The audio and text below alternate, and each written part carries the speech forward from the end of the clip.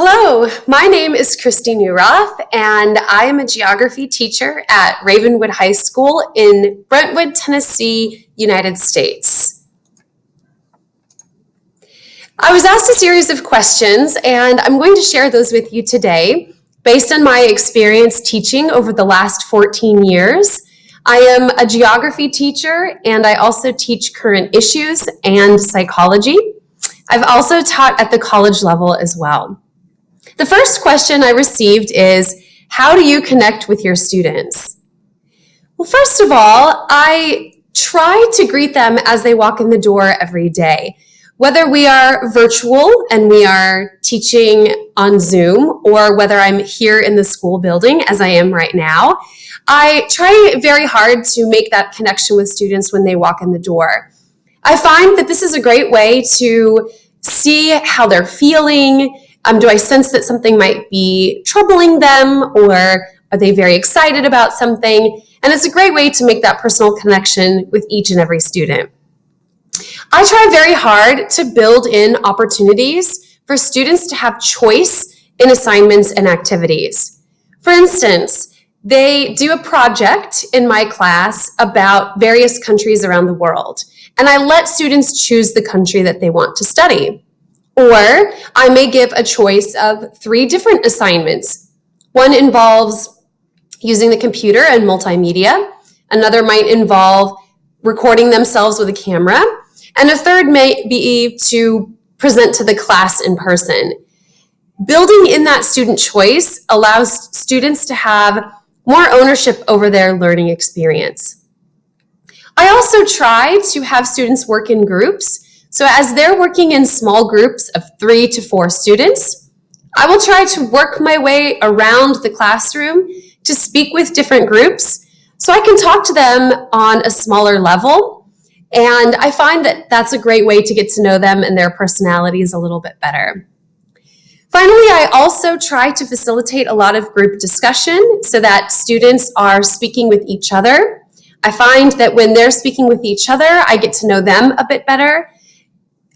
Giving them the opportunity to get comfortable speaking in the class is also a great way to build a good relationship with students. The next question I was asked is, what makes a good teacher a great teacher? I think this is a fantastic question. We have a lot of good teachers out there, but what separates the best? Well, I really think there are 4 things that makes a great teacher. First of all, staying organized. Parents and students have more respect for you when they know that you're organized in your classroom.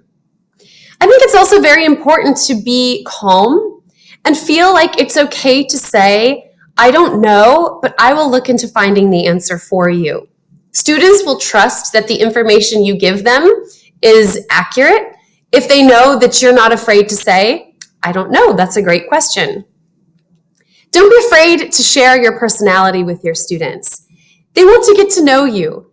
What are your unique personality traits? Do you have any unique or interesting hobbies that you might be able to share about with your students? They like to know that you are a real person too. And finally, I think it is so important to be flexible and open to learning new things. Our profession is always changing. And if we stay to doing things the way we always did them, then we're not doing the best for our students, and we're not learning all of the new ideas that are out there that can help us to become better teachers. The next question was, where do you find educational opportunities? I've had the privilege of being able to travel to 6 continents on this planet and visit schools on each of those continents. From small rural schools in Peru to technical institutions in Germany to a remote Tanzanian village, I've had a chance to see how a wide variety of countries, including Kazakhstan, do education differently. And I think it is so beneficial for teachers to have the chance to learn from other teachers around the globe. I've had good luck with this visiting the United States State Department website. Other countries have similar websites that may provide opportunities for teachers, not only in their home country, but opportunities for teachers from around the world. In fact, I was able to travel to the United Arab Emirates by invitation from their country, working with an organization in the United States. I have found teacher blogs to also be very helpful. You'd be amazed at how many teachers are interested in travel and how generous they are with sharing their tips to other teachers. I've done simple internet searches to find out what opportunities there are for teachers. And I also work very closely with local teacher organizations, both in my city, in my state, and in my country. And those teacher organizations tend to do a great job of sharing those resources and opportunities with teachers. So if you have an opportunity in your local area to become involved with any kind of teacher organizations, I highly recommend doing that. What makes your students love you as a teacher? I hope they love me. I think today they're taking a big test, so they may not love me so much right now. But overall, I think there are some key things that you can do as a teacher that help build real affection of your students for you. And when students like you, they want to work harder for you. I think the most important thing is to be consistent. Treat them fairly. This is how students will know that they can trust you. Know when to be serious and when to joke around. Students need someone that can be consistent and withhold the rules or uphold the rules, but they also need someone that can be fun and be loose and be happy and have a good time together. Show that you care about a student. If you know that they're going through a hard time outside of school, showing that you genuinely care about who they are as a person goes a really long way for students. Being kind, being well prepared, and finally, showing what you love about teaching is so important.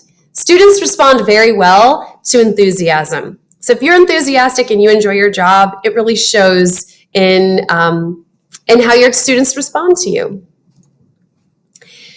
Next question. I had a lot to say about this one. What would you change in the American educational system?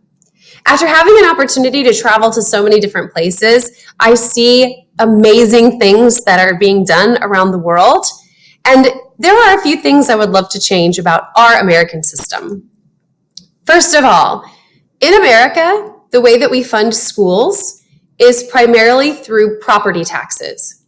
So this means that if you live in a wealthy area, your schools get more money.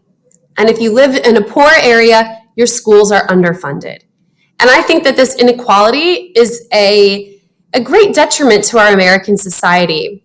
I think funding should be more equal with additional support for low-income students to provide them with better resources because they're already dealing with great challenges outside of the classroom. I think I can say what a lot of teachers around the globe would say, and that is that I wish we were paid more for our level of education and expertise. We are paid well below our peers in other industries. And I think that may be the case for a lot of teachers around the world.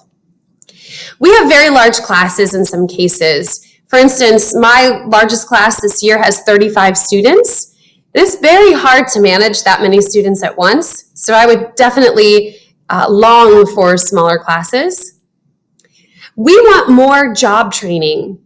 Students in America are often prepared to go to college, which is a great thing, but for some students, it would be much better for them to be able to become a mechanic or work on homes or become an electrician or a plumber or some other profession where they can still make wonderful money, have a great career, but we're not necessarily preparing our students for that.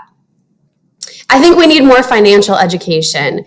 We are a country with enormous debt, and I think a lot of people graduate from high school without knowing enough about the world outside and how to be wise with their finances. Finally, I also think we come up short when it comes to health education about things like nutrition and exercise and mental health. Next question is, what is your aspiration? I like thinking about this because I think if we don't have an aspiration, it's very hard to grow as a professional. I hope to continue to become a better teacher every year. I love teaching. I hope to teach for many years to come. I want to travel to as many places as I can. And I hope to always be the teacher who supports their students and fellow teachers, and that people know they can come to me for help and support. Next question. What impressed you the most in the educational systems of the countries you have visited? This is really fun for me to think about because I feel like I have learned so much in my travels. I think I could boil it down to a few different things. First of all, many countries allow for more planning time for teachers. I really wish we had that here in the United States. I think we would be better teachers with that. Teachers are often more respected in other places. They're seen as really important members of society, and I love that. Most other countries are doing a much better job of teaching students multiple languages from a very young age. In the United States, we do not do that. And it is very embarrassing for me when I travel that I only speak one language. And I wish I spoke many more languages than I do now. And I think if we taught at a young age, when children can learn a language much more easily, it would be much better for our society. I have found that in other places, schools are much smaller and have more of a community feel. Some of our schools can be very big with many thousands of students in each school. Finally, the school lunches are so much healthier and so much better than in the United States.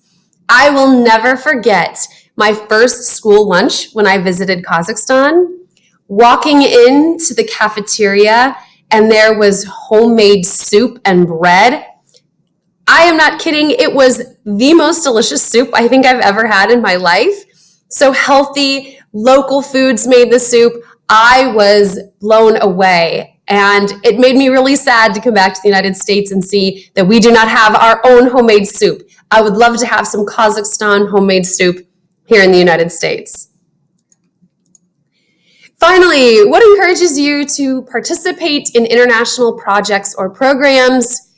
I think there are so many things. I believe it really boils down to these four things. One, I want to continue my own learning. Two, I am absolutely fascinated by how other countries do things. Three, it helps me become a better teacher. And four, I have met some of the most amazing people that have become lifelong friends that encourage me to be a better teacher. And that is truly invaluable. Finally, I want to thank you and to wish you the very best of luck as you pursue your career in education and expanding your career. I've left my contact information here for you. It's so fun to be able to share this profession with you from across the globe, and I wish you the very best of luck.